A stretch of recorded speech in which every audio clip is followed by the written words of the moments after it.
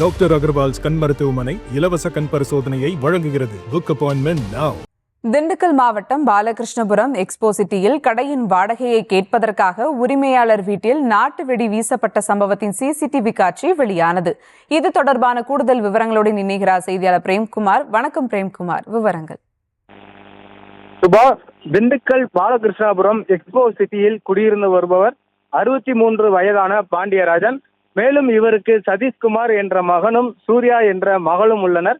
இருவரும் திருமணமாகி தனித்தனியாக வசித்து வரும் நிலையில் பாண்டியராஜன் கடந்த 26 வருடங்களாக நேருஜி நகர் பகுதியில் கறிக்கடை நடத்தி வருகிறார்.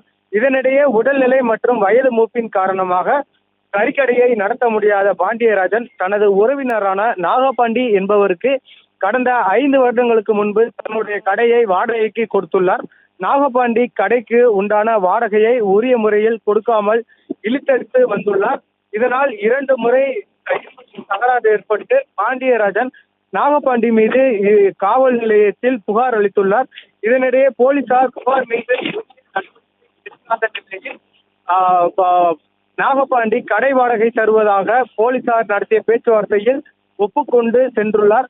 இந்நிலையில் நேற்று அதிகாலை கடை உரிமையாளர் பாண்டியராஜனின் வீட்டிற்கு வந்த நாகபாண்டி நாட்டு வெடி வீட்டிற்குள் வீசி எரிபொருளை ஊற்றி தீ வைத்துள்ளார். திடீரென அதிகாலை 12 மணி அளவில் வீட்டில் சத்தம் கேட்டதை தொடர்ந்து பாண்டியராஜன் எழுந்திருந்து பார்த்தபோது வீட்டில் சமையல் அறையில் தீப்பிடித்து எரிந்துள்ளது.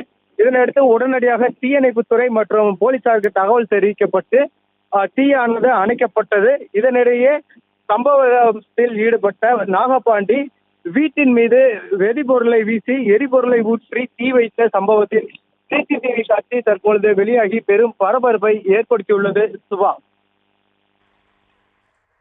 விவரங்களுக்கு நன்றி பிரேம்குமார். டாக்டர் அகர்வால்ஸ் கண் மருத்துவமனை இலவச கண் பரிசோதனையை வழங்குகிறது. Book appointment now.